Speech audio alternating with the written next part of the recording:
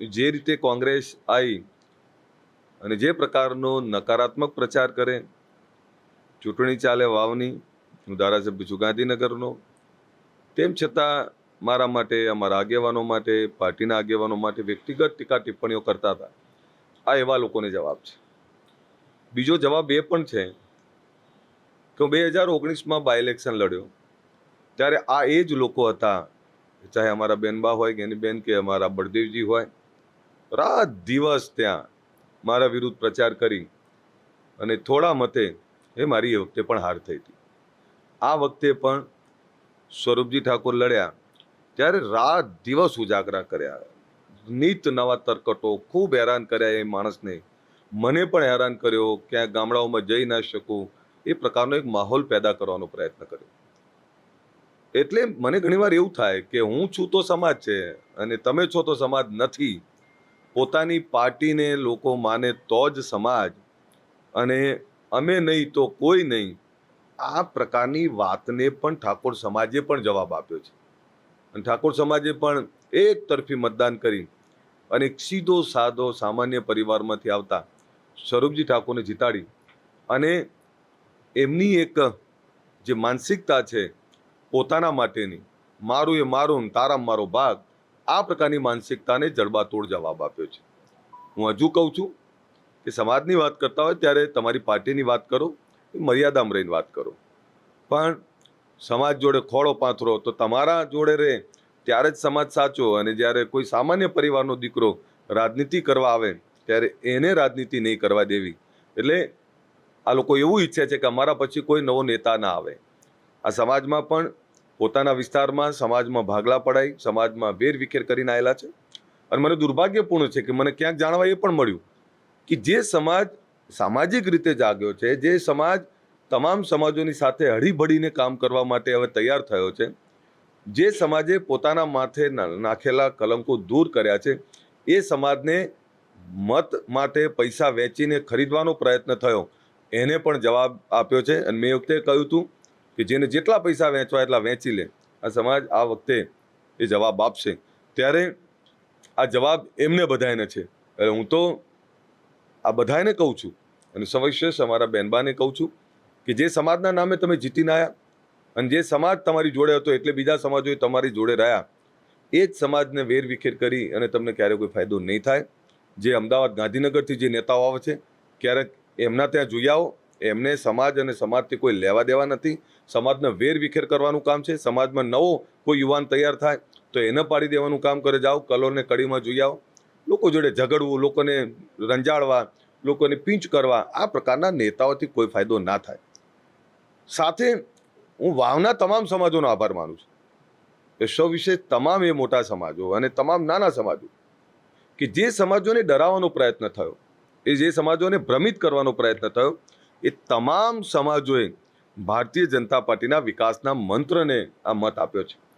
આજે પણ વાવ, સુઈગામ, બાબરના અનટચેબલ એરિયાઓ છે જ્યાં આજે પણ ક્યાંક વીજળીના પ્રશ્નો છે, રોડના પ્રશ્નો છે, જે કંઈ પ્રશ્નો છે એ પ્રશ્નોનું નિરાકરણ માટે મત આપ્યો છે. એટલે અમે સ્પષ્ટ એવું માનીએ છીએ કે જ્યારે જનતાએ આદેશ આપ્યો છે ત્યારે અમારી જવાબદારી વધે છે. એ જ્યાં રોડ ખૂટે છે ત્યાં રોડ, જ્યાં પાણીની જરૂર છે ત્યાં પાણી, કારણ કે રાધાનેસડા પાણી અને વીજળીના પ્રશ્નો છે, અબાળા અને ત્યાં સિંચાઈના પાણીના પ્રશ્નો છે. તમે રાધનપુરથી બાબર આવો તો એ રોડ જોઈ લો તો એ રોડનોય પ્રશ્ન છે. એવા અનેક રોડના પ્રશ્નો છે, શિક્ષા આરોગ્યના પ્રશ્ન. આની સાથે નાના ગરીબ સમાજોને ડરાવવા, નાના ગરીબ સમાજો જોડેથી વ્યાજ વસૂલાત લેવું, નાના ગરીબ સમાજો જોડેથી એક્સટોર્શન મની લેવી, આ પ્રકારનું જે કંઈ ચાલે છે, એટલે અમે બહુ સ્પષ્ટ માનીએ છીએ પ્રજાનો વિકાસ અને વિકાસની સાથે પ્રજાને રક્ષણ આપવું એ અમારી જવાબદારી છે. એટલે ભાભર અને વાવ, સુઈગામની જનતાએ જે અમારા પર ભરોસો મૂક્યો છે, તો આના માટે હવે અમારી જવાબદારી વધે છે. પણ હું આભાર માનું છું સર્વ સમાજનો અને એની સાથે ઠાકોર સમાજનો કે એમણે સમાજના દીકરાને ખૂબ મત આપ્યા અને સમાજના દીકરાને એક તરફી મત આપી સર્વ સમાજોને સાથે રાખી અને આ વિજય બનાવ્યો છે.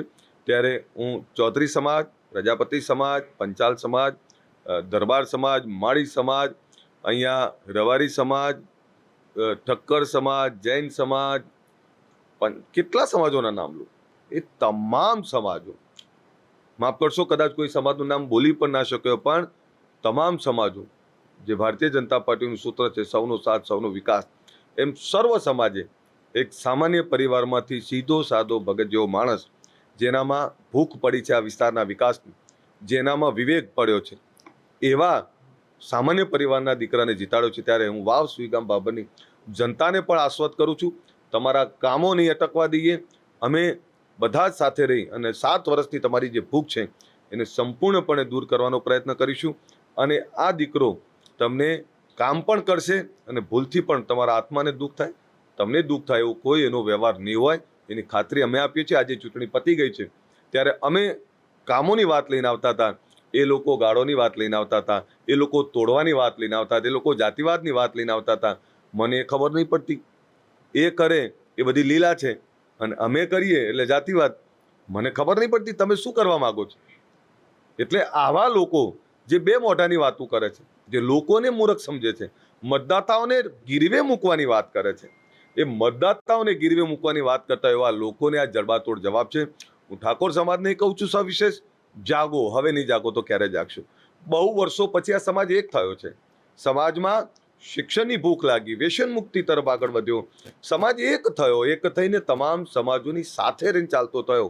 ત્યારે આ પ્રકારની સસ્તી રાજનીતિ કરનારા લોકોથી ચેતો. આ વર્ષોથી રાજનીતિ કરે છે, 25-30 વર્ષથી જો હું જોઈ રહ્યો છું. અને લડવાની રાજનીતિ, બીજા સમાજો જોડે ઘર્ષણો કરાવવાની રાજનીતિ, તલવારો કાઢવાની રાજનીતિ, જ્યાં દુનિયા અંતરિક્ષ ઉપર પહોંચી ગઈ, જ્યાં પેન લેપટોપનો જમાનો છે, જ્યાં શિક્ષાનો જમાનો છે, જ્યાં ભાઈચારા પ્રેમ અને માનવતાનો જમાનો છે, ત્યાં તમને નફરતની વાત શીખવાડે છે. આવા લોકોથી ચેતો. તમે જે આજે નિર્ણય કર્યો છે આ નિર્ણય હું સવિશેષ વધાવું છું. અને તમે અમારી પાઘડીની લાજ રાખી છે તો હું આપને પણ કહું, આ પાઘડીની લાજ તમે રાખી છે તો પાઘડીનું છોજું ઊંચું રહે એવા જ કામ કરીશું. આભાર.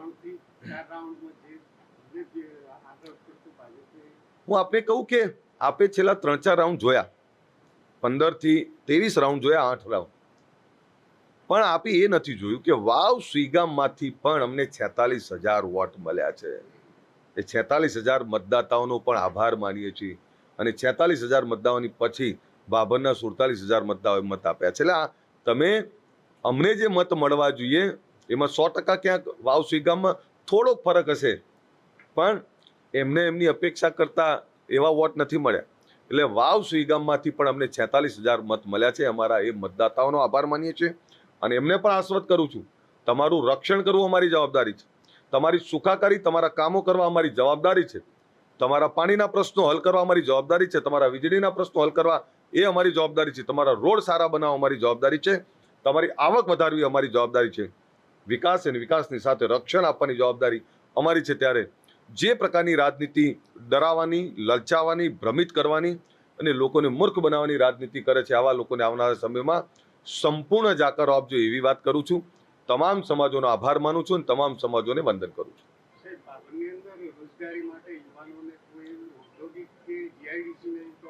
એ દિવસો યાદ કરો જે દિવસોમાં અકાળ પડતો હતો, દુષ્કાળ પડતો હતો, જ્યારે પીવાના પાણીના સાંસા હતા. આ નરેન્દ્રભાઈનો આભાર માનવો પડે કે જેમણે માં નર્મદા લાયા પછી ખેડૂતોની આવક વધી.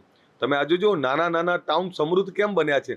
ગામડામાં પૈસો આવશે તો શહેરમાં પૈસો જશે, ગામડામાં પૈસો નહીં હોય તો શહેરમાં નહીં જાય, કારણ કે ખરીદી ક્યાં થાય.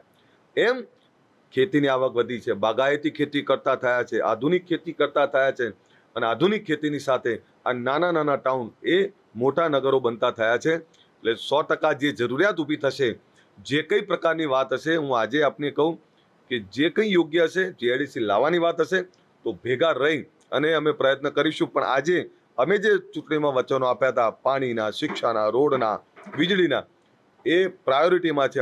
એ પ્રશ્નોનો હલ અમે એક જ વર્ષમાં એનો હલ લાવવાનો પ્રયત્ન કરીશું.